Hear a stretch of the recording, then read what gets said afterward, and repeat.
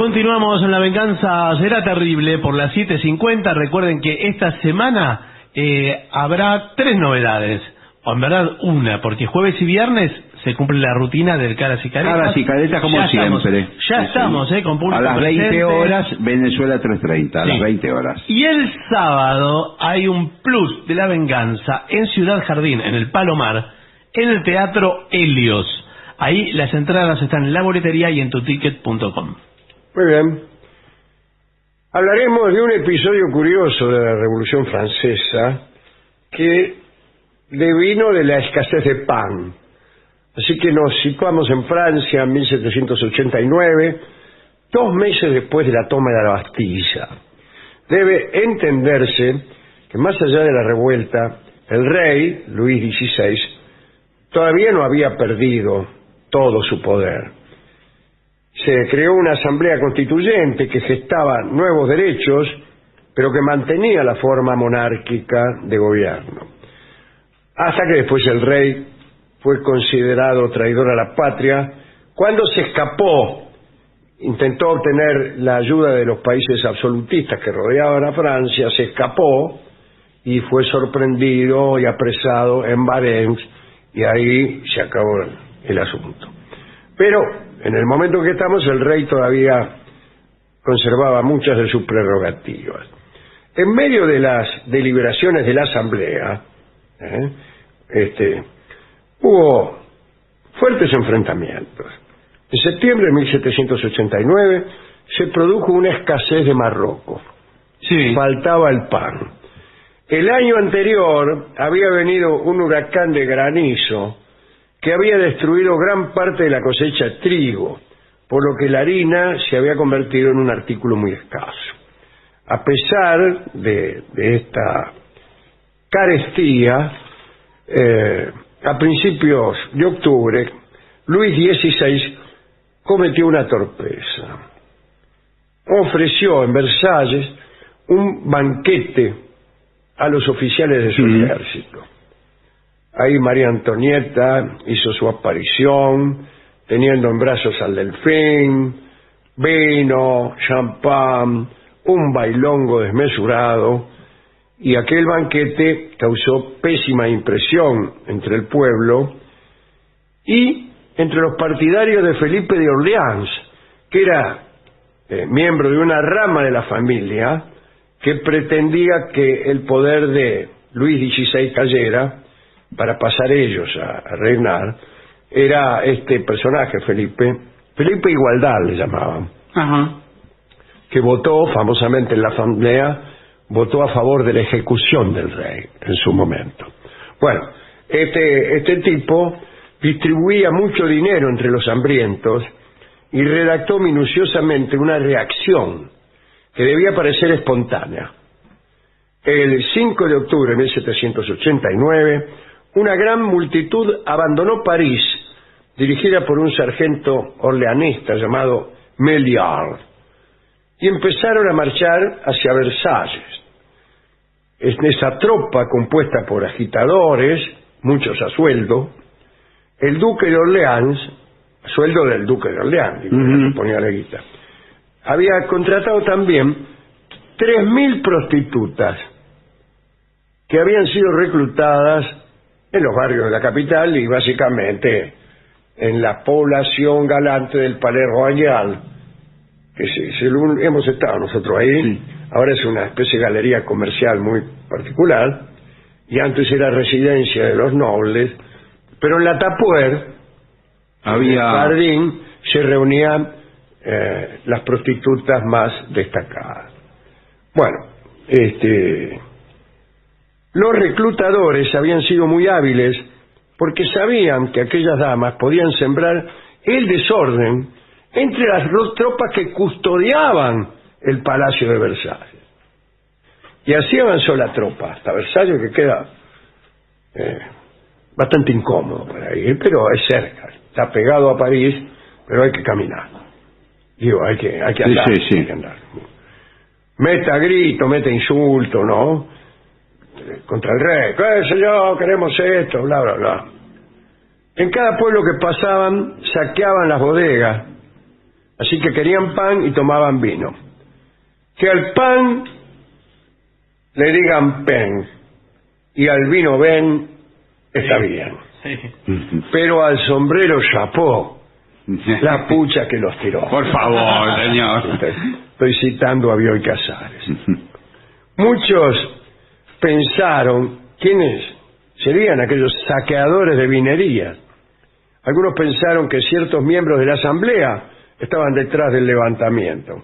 Otros decían que los traficantes de harina querían crear el desorden y así enriquecerse. Cosa que ocurría en aquella época tan tremenda, ¿no? Los fabricantes de harina querían crear el desorden y así enriquecerse. Sí. Por suerte quedó. Naturalmente no sucede en favor. estos tiempos, por suerte. Pero nadie imaginaba que aquella multitud estaba pagada por un príncipe de sangre real, como era Felipe, ¿no? Felipe de Orleans. Cuando la columna llegó ante Versalles, el sargento Meliar quiso cantar una canción en honor de Enrique IV, que siempre fue un rey muy popular, ¿no? Rey, ya había muerto hacía 200 años. Bien. Las muchachas del Palais Royal empezaron, ni bien terminó la canción, con la tarea para la cual habían sido contratadas, que era provocar a los guardias de palacio. Sí, señor. Y los soldados respondían a estas provocaciones de modo tal que al poco tiempo estaban llenos de soldados echados ahí en el pasto con las muchachas. Los senderos que conducían al palacio se convirtieron en un verdadero lupanar. Todos bebían, cantaban y se hacía el amor pluralmente, sin ningún pluralmente? Sí, todo junto. Todo con todo. Los soldados apostados en la puerta se distrajeron ante tantos encantos. Luis XVI finalmente recibió a 5 delegadas. En realidad eran delegadas. Eran 5 prostitutas. La que debía hablar se llamaba Louise Anne.